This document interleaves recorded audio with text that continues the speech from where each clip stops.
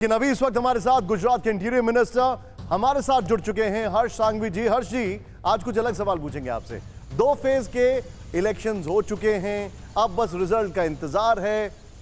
ये बताइए, आप हैप्पी हैं, बहुत ज्यादा खुश हैं, स्ट्रेस्ड हैं या नर्वस हैं?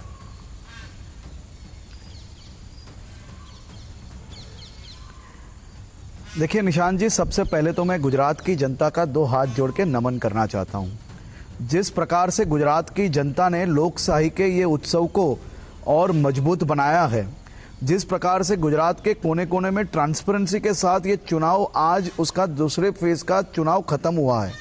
गुजरात में पक्ष, विपक्ष, अपक्ष और निर्दलीय सभी उम्मीदवारों को अपने अपने मन की बात रखने के लिए ओपन प्लेटफॉर्म मिला और सभी वोटर्स को एकदम निर्भय तरीके से वोट देने का और उनके मन की बात को प्रस्तुत करने का अवसर मिला। और लोकशाही का ये उत्सव का आज सेकंड फेज पूर्ण हो चुका है। तब मैं गुजरात की जनता को, इलेक्शन कमीशन को और उसके साथ काम करने वाले सभी लोगों का 2 हाथ जोड़ के वंदन करता हूं। निशान जी, हम सब जानते हैं कि गुजरात की जनता और भारतीय जनता पार्टी के बीच के ये संबंध को 27 साल हो चुके हैं। 27 साल पुराना ये संबंध फिर से एक बार 2022 के चुनाव में आगे बढ़ने के लिए निकल चुका है। ये संबंध सत्ता का संबंध नहीं है, ये संबंध दिलों का संबंध है, ये संबंध विश्वासों का संबंध है। और विश्वास के संबंध में आज मैं आपको ये कहना चाह रहा हूं कि गुजरात की जनता, आपने मुझे पूछा कि मैं खुश हूं, बहुत ज्यादा खुश हूं, नर्वस हूं, लेकिन आज ये दूसरे फेज के चुनाव के बाद गुजरात की जनता कोने कोने में बहुत खुश है, क्योंकि देश तोड़ने वाले लोग गुजरात तोड़ने की कोशिश करने जो गुजरात में प्रयास किया, वो प्रयास उनका नाकाम होते हुए नजर आ रहा है। तब गुजरात की जनता बहुत बहुत और बहुत खुश है। तो मतलब आप ये कह रहे हैं कि ये गुजरात का ही नहीं, इसको सिर्फ गुजरात का नहीं, देश के जनादेश के तौर पर देखा जाना चाहिए। लेकिन एक बात मैं आपसे ये भी समझना चाहता हूं, पॉलिटिक्स डायनेमिक होती है, स्टैटिक नहीं होती। आपसे अहमदाबाद में जब मुलाकात हुई थी, ये भी बताता चलूं, मैं दिनेश बोल रहा हूं क्योंकि आपको आवाज आ रही होगी सिर्फ मेरी, तो उस समय आपने कहा था कि 150 के पार और हम इस बार रिकॉर्ड बनाएंगे। आज सेकंड फेज के होने के बाद आपको क्या दिखाई देता है? देखिए दिनेश जी, आपको तो नाम की जरूरत ही नहीं है, आपका आवाज तो देश भर में मशहूर है और आपका आवाज सुन के सबको आनंद आता है।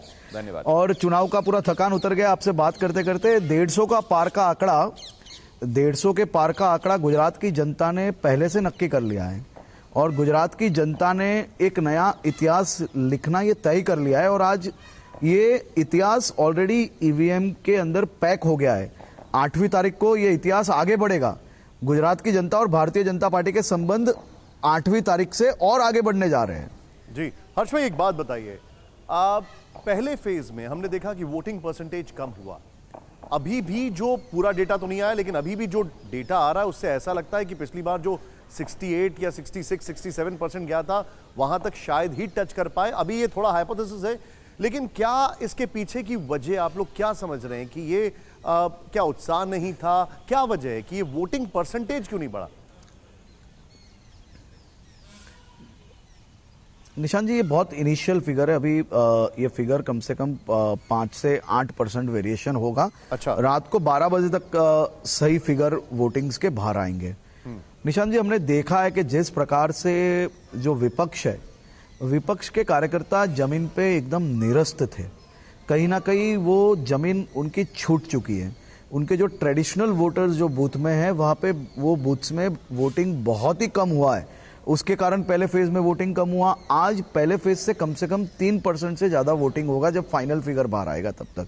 और मैं आपको आश्वस्त कर रहा हूं कि आपके 35 मिनट के अंदर आपके एक बहुत ही बड़े एग्जिट पोल्स आज आप लोगों के समक्ष गुजरात के मन की जो बात है वो रखने वाले हो।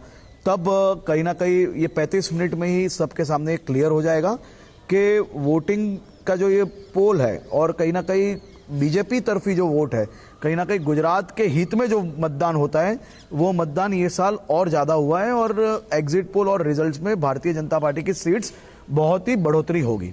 हर्ष जी, आपने एक जो बात कही कि आपने निराश शब्द का इस्तेमाल नहीं किया, आपने कहा विपक्ष निरस्त था। और आपने ये भी कहा कि उनकी जो ट्रेडिशनल जगहें हैं वहां पर भी ये दिखाई नहीं दिया कि लोग पहुंचे और उनके लिए वोट करें। मैं ये समझना चाहता हूं कि ये जो ट्रेडिशनल ओपोजिशन आपका रहा है, अगर वो निराश नहीं निरस्त है, तो क्या उस जगह को भरने के लिए कोई तीसरा वहां पर पहुंचा और उसको जगह मिली है? या दिनेश जी, आपने बहुत अच्छा प्रश्न किया है, क्योंकि आप नहीं करते तो भी मुझे कहना पड़ता, क्योंकि कहीं ना कहीं मेरे गुजरात के कुछ युवा जो सामाजिक कार्य में जुड़ने का मन बनाए थे, उनको काम करने के लिए कहीं ना कहीं गलत पार्टी उन्होंने जरूर से चुन ली। कुछ ही दिन पहले जब फर्स्ट फेज वोटिंग का खत्म हुआ, तब आम आदमी पार्टी के सुप्रीम अरविंद केजरीवाल जी ने मेरे राज्य के ये दोनों युवाओं को बुला के धमकाया है, फोन पे बहुत धमकाया है और बहुत ही खराब तरीके से व्यवहार किया है। उनको 8 तारीख को रेजिग्नेशन दे लेने का बोल लिया गया है।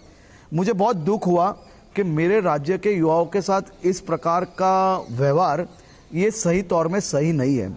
उन्होंने खास तौर पे ये प्रोपेगेंडा और कहीं ना कहीं गुजरात में अशांति फैलाने के लिए जिस प्रकार से पंजाब और दिल्ली के जो नागरिक है उनकी मेहनत की जो कमानी थी वो गुजरात के प्रोपेगेंडा में उन्होंने उपयोग जरूर से किया, लेकिन उनको जब रिजल्ट नहीं मिल रहा है, ये स्पष्ट तौर से जब दिखाई दे रहा है, तब उनका व्यवहार मेरे राज्य के युवाओं की और पूरा बिल्कुल 360 डिग्री चेंज हो गया है और बहुत ही खराब तरीके से इनके साथ व्यवहार किया गया है। मुझे बहुत दुख हो रहा है कि राजनीति में उतार चढ़ाव आते रहते हैं। राजनीति में मेहनत करने वाले को रिजल्ट जरूर से मिलता है, लेकिन इस प्रकार का व्यवहार एक राज्य के युवाओं के साथ करना ये सही में राजनीति के लिए सही नहीं है। हर्ष भाई, बहुत बहुत शुक्रिया हमारे साथ जुड़ने के लिए। Wish you all the best और देखते हैं क्या होता है 8 तारीख को। लेकिन एग्जिट पोल एक बहुत बड़ा, कहा जाए एक बहुत बड़ा रेन चेक होता है, जिससे पता लग जाता है कहां क्या कुछ हो रहा है।